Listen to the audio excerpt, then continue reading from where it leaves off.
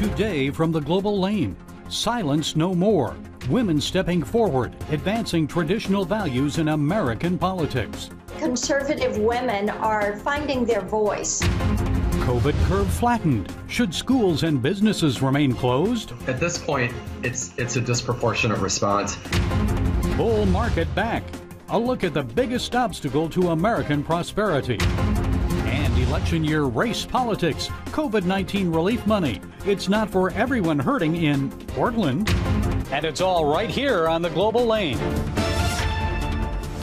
Democrats will often tell you their party is a big tent, inclusive for women and minorities. But pro-life women were denied a prominent role at the recent DNC convention. The media often portrays them and conservative women as outliers, out of touch, stay-at-home Barbies, simpletons with old-school ideas. But the truth is, the influence of conservative women is growing in American business and politics.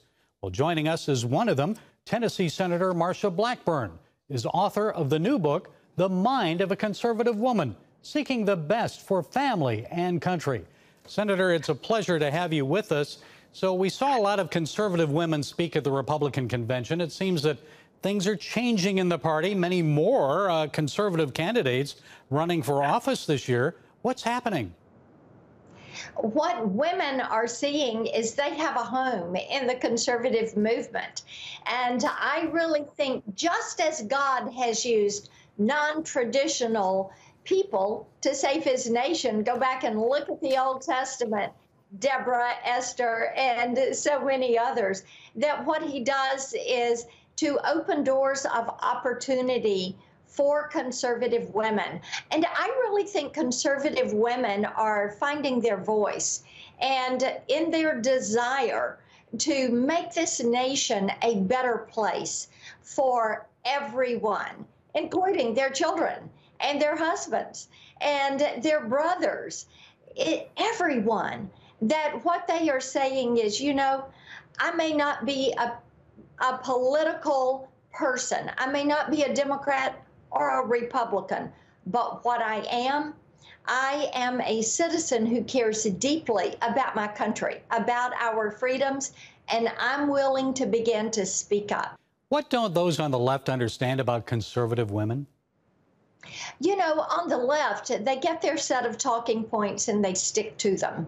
And you can hear it from newscaster after newscaster. You can see it when they all show up wearing the same color to some event and they repeat the same words over and over and over. But on the conservative side of the aisle, you will see people focus on the individual. You will see them focus on principles. So there is a different messaging that is there. And you also talk about the values that you learned from your family and growing up in Laurel. And you write about your time at Mississippi State University, openly debating issues, disagreeing with some. You still remain civil and friends with people there. How is it that colleges and universities today have gotten away from that? Also in our society as a whole, we've gotten away from it. How has that happened? You know, it is just such a fascinating thing to see, because one of the lessons we know from our history is that our nation and our freedoms have been preserved because we protect free speech. We believe in robust, respectful political debate. And of course, in college, I learned how to begin to hone those. I had good friends on the other side of the political spectrum from me. And we would have these glorious debates. Even today, I have good friends who are independents and Democrats. And Gary, I will tell you, one of the things I do regularly, because I appreciate robust political debate, I will ask them about an issue and we'll talk about it. And I will say, tell me what you heard from that. Because one thing we forget is that it is not always what you say, it is what other people hear.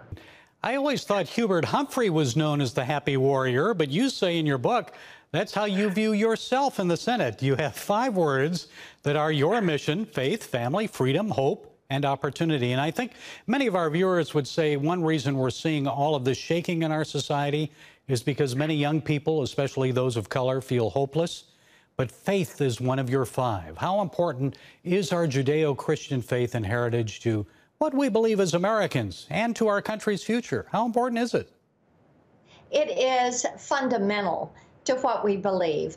And of course, I was so blessed to grow up in a Christian home that believed in service to our church and to our community. I walk us back, the growth of conservatism. I go back to Jerusalem and the 12 tribes and look at how our principles for the Judeo-Christian ethic, for our federalism principles, how we stand on that. And then we move on to Athens and to London and to Philadelphia and to Washington, D.C., following that pathway that Russell Kirk laid out for us as you look at those 5 cities and the impact that they have on modern conservatism. I also go back into Burke and some of those writings and William F. Buckley and look at how that helped shape our founding and our principles and our underpinnings and where we come from in the conservative movement. Okay, Senator Marsha Blackburn, your new book is The Mind of a Conservative Woman, Seeking the Best for Family and Country. Thank you for joining us today. It's a pleasure. Absolutely. Thank you. Daddy? Yeah, buddy. How many nickels are in a dollar? There are 20 nickels in a dollar. How do birds fly? Does milk really make my bones stronger? Yeah. Daddy, when we die, will we go to heaven? Do you have the answer to life's biggest question?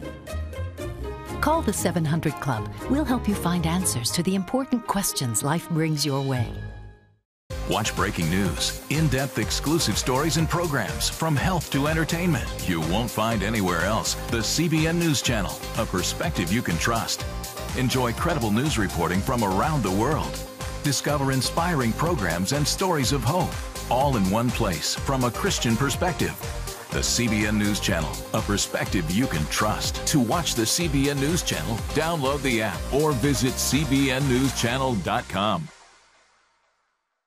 Hello, I'm Dr. David Perlmutter, board-certified neurologist and #1 New York Times bestselling author. Wouldn't it be great to boost your energy, eliminate brain fog, and even reverse brain disease? Well, you can, and I'm going to show you how, along with some of the world's most well-respected brain experts in this DVD, Protect Your Brain. Get Protect Your Brain, a free DVD only from the Christian Broadcasting Network, featuring experts on the cutting edge of neuroscience and brain health. No matter how many times you've failed in the past, you really can do this. In Protect Your Brain, you'll discover simple strategies to keep your brain young and healthy.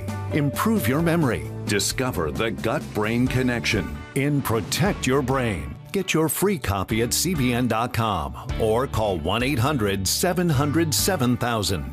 If you want to improve the quality of your life, get the DVD Protect Your Brain and get it today. On the home front, many schools are reopening around the country despite the COVID-19 pandemic. Yet other schools remain closed, opting for online distance learning. And in many states, businesses are still unable to operate at full capacity. Are these continued lockdowns necessary?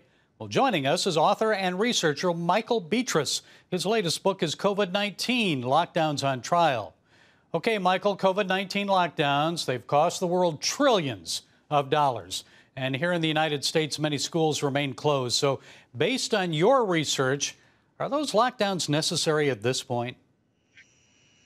No, at this point, it's a disproportionate response. I think when we first locked down, there was an expectation that we might be at risk of up to that 2.2 million deaths and an overflow of capacity in ICUs of a tenfold shortfall in a worst case and a threefold shortfall best case. That did not prove to be the case even by April. And so what we've done is sort of move the goalposts to something that's really not even practical at this point for us to use as a measuring stick for us to reopen. And yet we're barely at an epidemic level now. If you look at actual COVID-19 deaths, not counting the backdated ones that get included in daily totals, we're probably at about 5% of total deaths per day. That's barely even an epidemic level. So it's not that COVID-19 isn't real. It's what is the proportionate response to this? Schools closing, businesses, deaths of despair, 40 million people unemployed. It's a disproportionate response at this stage. Well, let's explore that a little bit. Now, I know when the lockdowns first began, just about everything shut down at the beginning of spring, I think it was, in mid-March. We were told the lockdowns would last only several weeks until we flattened that curve. So what happened? Why have these shutdowns continued more than 5 months now? Boy, if you could answer that. So one of the things is polling. That was the connection that I drew. So you've got a lot of media attention that's hyped up on cases, which at this point we're at around 6 million. But based on random samplings that have happened, we probably have 75 to 100 million people in America that have been infected. So you've got this sort of panic in the populace, and I see it. I see it with all over the place, not just Texas, but when I've traveled this summer. And so the polling says we're not ready. We should be locked down. There's great fear. And I think that the politicians are buckling a little bit to those polls, but none of it makes sense. The other challenge that I really see getting through this is going to be around liability.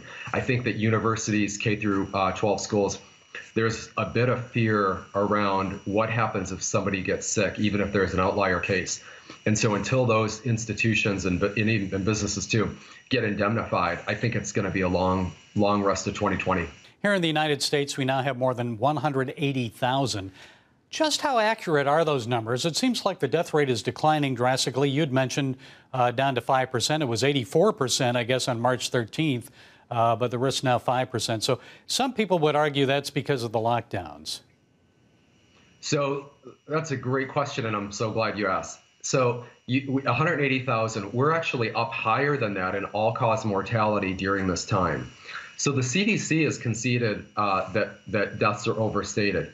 Based on calculations I run and things that I pieced together from the CDC, it appears that we're probably at about 100,000 actual COVID-19 caused deaths. So we're up about almost 200,000 in all cause. So the difference in that 100,000 of extra deaths, you really classify those as lockdown deaths. How about masks? There's a lawsuit in Illinois right now because some schools there have reopened without requiring students to wear masks. Joe Biden wants to have everyone wear masks. He wants to make that mandatory. So what have you found in your research about the effectiveness of masks in preventing the spread of COVID-19? Prior to COVID-19, there really was no medical data that supported or journal analysis that supported face coverings or non-N95 respirator masks as effective at blocking airborne particles, aerosols, pathogens for a virus. So what you saw coming in February, our Surgeon General said, don't do masks, it's not necessary. Dr. Fauci was sort of, hey, if you want to, go ahead, but it's not necessary. And then we sort of shifted into that. And to give you a couple data points, an N95 is 97% effective at blocking pathogens. A surgical mask tied, not loop, tied is 68%. If it's got loops, it's only 38%. And typical face coverings that you see people wearing is only effective in the teens. So it might be better than nothing, but it certainly is not effective. And the validation of that is if you look at Hawaii's been very, very disciplined in mandating that. And months after that, they've had sort of a per capita explosion of cases. You've seen this in Japan, in the Philippines. Los Angeles started right around June 1st having a mask order. And in July, they ended up having a big surge in cases. And so it's okay to wear them. I think there's a psychological benefit to it. But as far as mandating it and expecting that to be a slowdown or blockage of it, it just hasn't, the data hasn't supported it. Okay, we'll see where all of this is heading. Michael Beatrice, researcher and author of the book COVID-19 Lockdowns on Trial. You've given us a lot of food for thought. Thank you for your time and insights today. Thank you so much. If you want to be an attorney with a passion for serving people and for excellence, Regent University needs to be high on your list. Regent's award-winning law school doesn't just create lawyers. We create leaders, judges, prosecutors and defense lawyers, civil litigators, and leaders in government. Ready to become a purpose-driven, practice-ready lawyer? To start your rewarding career, complete the online application, submit your transcripts, and take the law school admissions test by July. Nutrition, exercise, essential oils, weight loss, and more. It's Healthy Living with Lori Johnson. Talk about what's in this. Join CBN health reporter Lori Johnson to get the latest information from today's top health experts. This is fantastic. Find out what you need to know to live a healthier life. Watch Healthy Living, Tuesday night at 9:30. Woohoo! Hi, Superbook fans. Here's something else you'll love. It's the new Superbook Bible app. It's packed with games, activities, and Superbook episodes that you can watch for free. Oh, no! There's trivia, a fun daily devotional, and answers to your Bible questions. Plus, an easy-to-understand Bible the whole family will enjoy. You can even create your own Superbook character. Ta-da! Whoa! Millsburg Falls man, come. Sorry, pardon me. Sorry, excuse me. Ouch! Are you getting this? Earn super points to win daily prizes, too. And so much more! Time to get back to my adventures. See you soon! It's the new Superbook Bible app. Free downloads on iTunes, Google Play, and Amazon.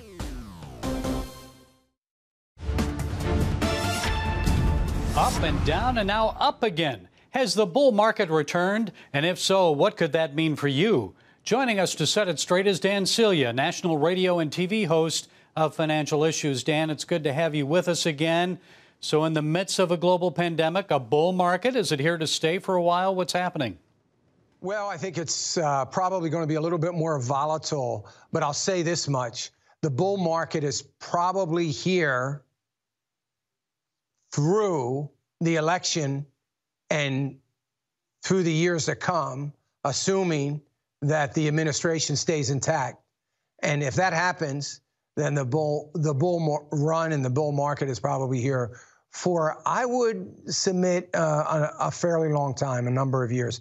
So yeah, I think it's here to stay. The markets just are so poised and ready to continue this run. And there's so much penned up anticipation, waiting for a treatment, waiting for a vaccine, and waiting to flip the switch back all the way on the economy. And it's just, they're just waiting. So I think when the economy comes back, Gary, what's going to happen is we're going to see things start to balance out, and the run-up that we've had will probably slow down a little bit to give a chance for the actual economy to catch up with the valuation of the stocks. Stimulus needed? Another one? I don't believe so, Gary. That's just my opinion. I don't think it's needed. I didn't think it was needed when they were first talking about it a few weeks ago. My position has been, wait and see. Let's wait it out.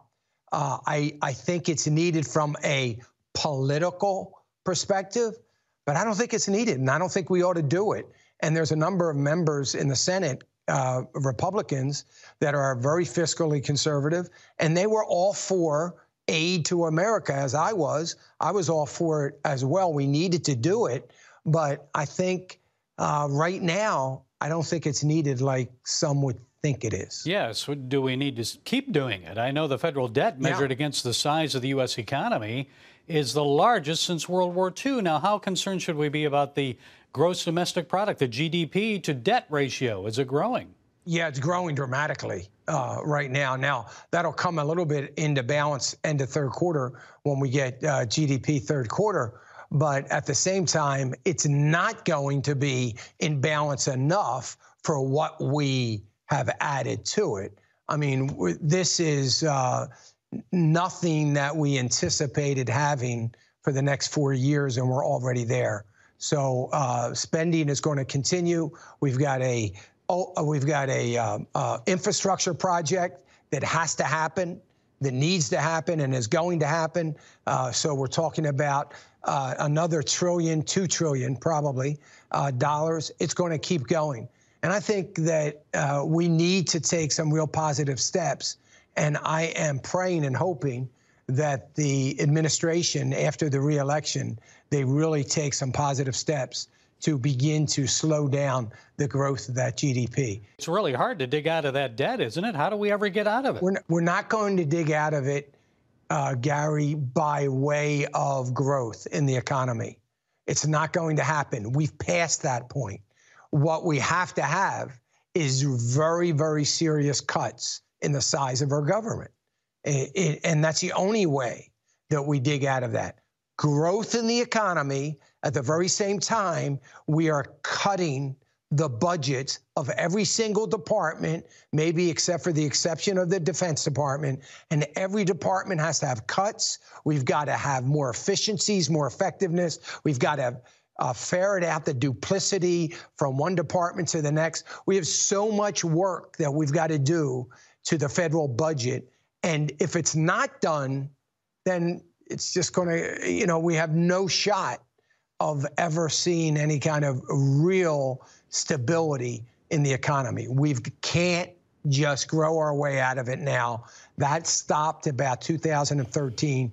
We now have to cut the government. And my hope is election year's over, 4 years, only 4 years, and this will be a chance for this president to create a legacy for America by developing some real strong cuts. I think it can be done. Okay. But we got to have the will to do it. And things looking up, I guess, as we go into the election. For sure. Yeah. Dan Celia, we always appreciate you, brother. Thank you. Financial Issues National Radio and TV host. We appreciate your insights, Dan. Great to be with you, Gary. God bless. Come home to the sounds of Southern Gospel from CBN Radio. You'll enjoy a rich Southern blend of bluegrass, classic gospel, and Southern gospel favorites like the Gaithers, the Crab Family, and bluegrass sounds like Mountain Faith. So make yourself at home with the all-new CBN Southern Gospel, now available at cbnradio.com.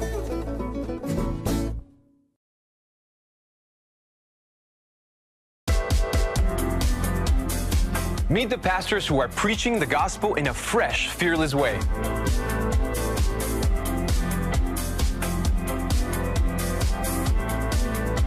I'm Roberto Torresadillo.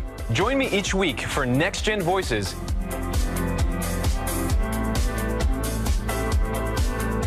And watch God transform a generation.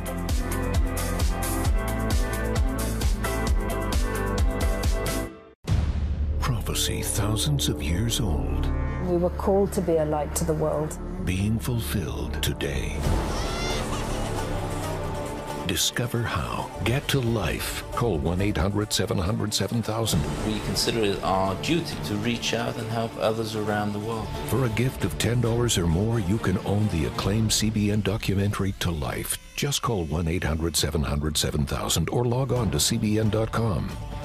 To treat a human, no matter what he is, which religious he have, which color he is. This is what I'm doing. See how the people of Israel are fulfilling prophecy. History is being written, and I want to be a part of it. By sharing their knowledge. In Africa, in Asia, in South America, in East Europe. And their love. This is how we work. This is us. Get to life. Call 1-800-700-7000 or log on to cbn.com. Once again, people on the left are creating division in our society based on skin color, using the tactics of Nazi fascists or the Chinese Communist Party. They ridicule, even assault people who disagree with them or get in their way. This elderly businessman was beaten unconscious when he tried to prevent his store from being burned and looted in Kenosha, Wisconsin. And this couple just wanted to enjoy a night out. Activists interrupted their dining experience, demanding that they chant Black Power. When they refused, the couple were called racists. All they wanted to do was get something to eat. But some victims of this cancel culture are fighting back. Earlier this year, Covington, Kentucky teen Nick Sandmann settled a $250 million defamation lawsuit with CNN. Members of the media targeted Sandmann for wearing a Make America Great Again cap, while protester Nathan Phillips banged a drum in his face. Remember that? They depicted Sandmann as an aggressive, intolerant, pro-life, pro-Trump smirking teen who mistreated a Native American. Sandmann spoke about his experience during the second night of the RNC convention. My life changed forever in that one moment. The full war machine of the mainstream media revved up into attack mode. And do you know why? Because the truth was not important. Advancing their anti-Christian, anti-conservative, anti-Donald Trump narrative was all that mattered. And if advancing their narrative ruined the reputation and future of a teenager from Covington, Kentucky, well, so be it. That would teach him not to wear a MAGA hat. I learned what was happening to me had a name. It was called being canceled. Folks, people are only going to take so much of this cancel culture. Leftists mistakenly think people of color are going to join them, but not true. Polls show the vast majority are against the violence, the intimidation, the defunding of police. They just want peaceful neighborhoods and productive lives. They don't support racism against any American. And in Portland, Oregon, more craziness from Mayor Ted Wheeler. You remember him standing with violent, peaceful protesters outside the federal building. Well, Wheeler denounces racism, but he himself is advocating racist city policy.